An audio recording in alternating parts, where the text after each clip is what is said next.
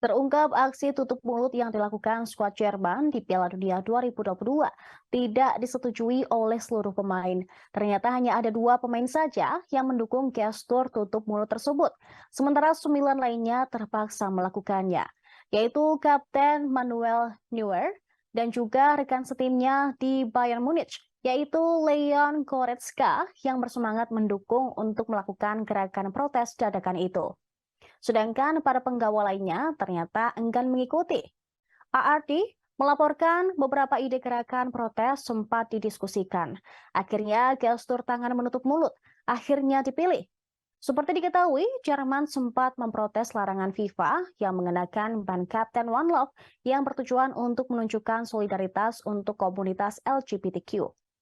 Tanda protes itu ditunjukkan Manuel Neuer dan kawan-kawan pada pertandingan melawan Jepang pada Rabu 23 November dengan berpose menutup mulut saat berfoto jelang kick-off.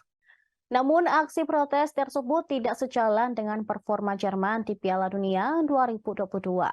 Meski sempat unggul duluan di laga pembuka kontra Jepang, Jerman pada akhirnya tumbang dari tim yang tidak diunggulkan tersebut. Timnas Jerman tersingkir dari Piala Dunia 2022 setelah hanya sanggup finish di peringkat ketiga grup E. Kemenangan 4-2 atas Costa Rica pada laga terakhir juga tak bisa membantu langkah Der Panzer.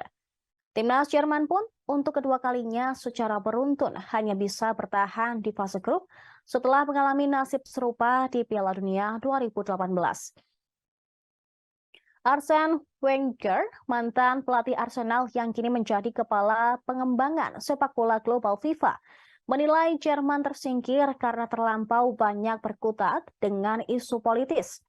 Dia menyebut tim yang kuat secara mental akan fokus ke kompetisi dan bukan ke demonstrasi politis.